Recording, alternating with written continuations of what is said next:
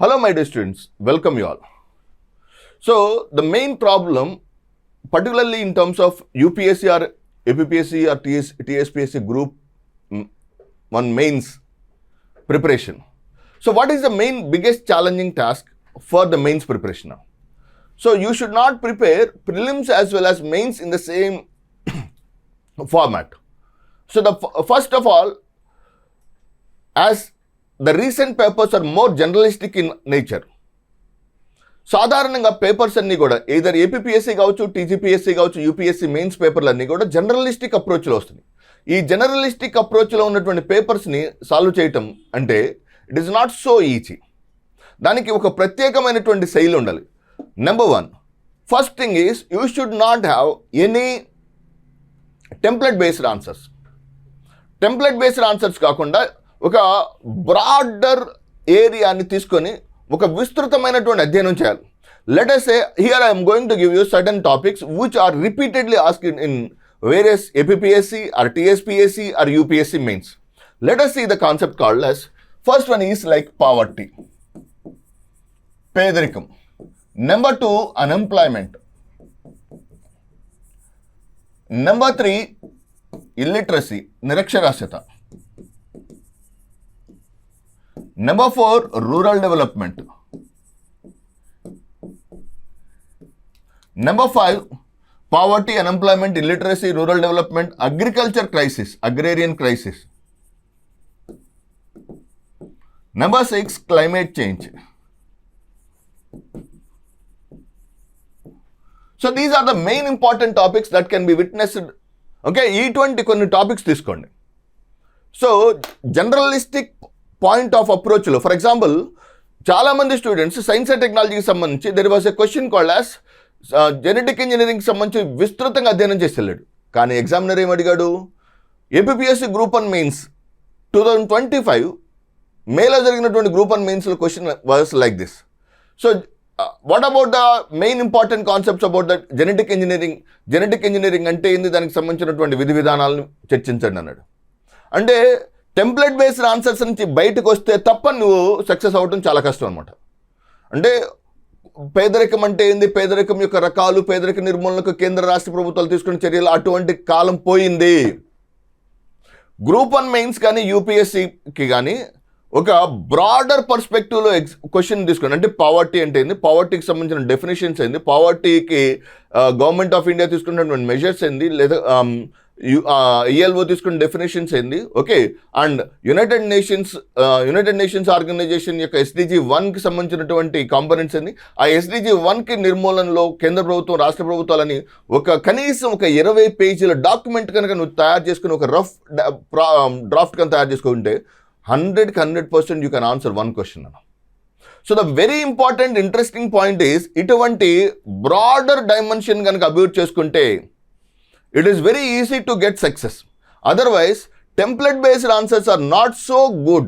Okay, template based answers ఈ point of టైంలో, okay, trend మారిన నేపథ్యంలో అదే మోస ధోరణిలో ఉన్నటువంటి టెంప్లెట్ బేస్డ్ ఇంట్రడక్షన్ ఇది, బాడీ ఆఫ్ ద ఆన్సర్ ఇది, కంక్లూషన్ ఇది అనేటువంటి monotonous way of preparation, okay, అభ్యర్థుల యొక్క ఫలితాలను చాలా తీవ్రంగా ప్రభావితం చేస్తుంది.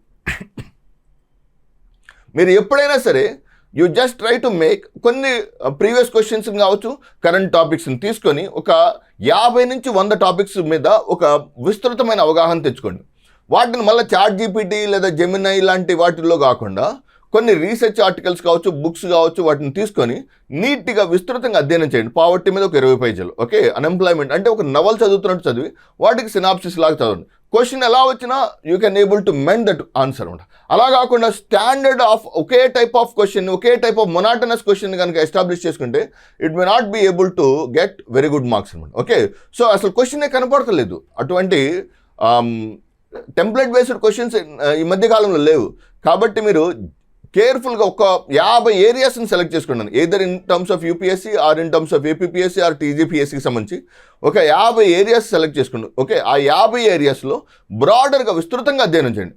ఆ broad preparation or that will definitely help you to score very good marks in terms of your mains preparation. I hope you understand this concept. ఈ అప్రోచ్ మాత్రం డెఫినెట్గా యూస్ చేసుకోండి. This also employs for your optionals. Optional papers కూడా current ట్రెండ్ని బట్టి మీరు డెఫినెట్గా you can able to get this one. Demis Hassabis 2024 Nobel బహుమతి పొందినటువంటి డెమిస్ హసాబిస్ అదే చెప్పాడు.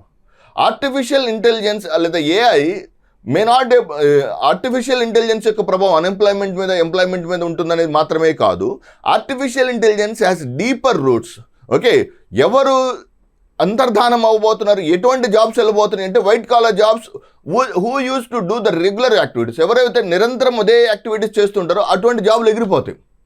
ఒకే రకమైనటువంటి టెంప్లెట్ బేస్డ్ ఆన్సర్స్ ఒక 100 పేపర్లో ఒకే రకమైన టెంప్లెట్ ఆన్సర్స్ ఉన్నాయనుకోండి, you will be eliminated. If you want to score more marks in mains, you should not be depend on template based answer. Template based answers మాత్రం ఆధారపడద్దు. ఒక area తీసుకోండి, ఆ ఏరియాని ఒక 20 పేజీలు అధ్యయనం చేయండి. సో దాన్ని విస్తృతంగా అధ్యయనం చేసింది. అప్పుడు మాత్రమే ఆన్సర్ ద్వారా ఎగ్జామినర్ని సాటిస్ఫై చేయగలవు.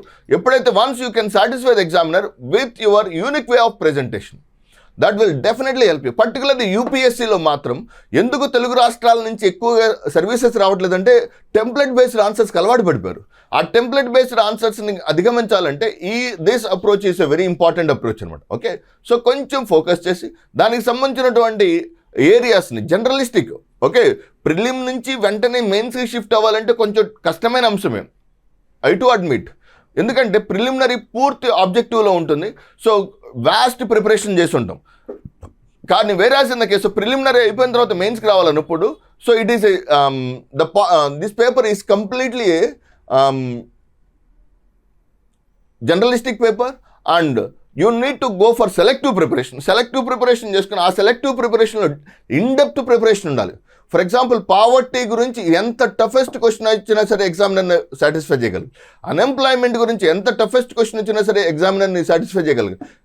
క్లైమేట్ చేంజ్ గురించి let him ask anything about the climate change. ఆ విధంగా విస్తృతమైన అధ్యయనం చేయగలిగితే, ఓకే, దానికి సంబంధించినటువంటి గిగ్ ఎకానమీ కావచ్చు, or else in the case of multiple dimensions కనుక మీరు అర్థం చేసుకొని దాన్ని డీపర్ పార్ట్లో ఎలాబరేట్ చేయగలిగితే then you can definitely get very good marks, particularly in terms of this approach అనమాట. సో దాని మీద కొంచెం దృష్టి పెట్టడానికి ప్రయత్నించండి. సో ఇది మీ ఫలితాలను చాలా చాలా తీవ్రంగా ప్రభావితం చేసే అంశంగా చెప్పవచ్చు అనమాట. So I hope you understand this concept. Thank you very much. All the very best.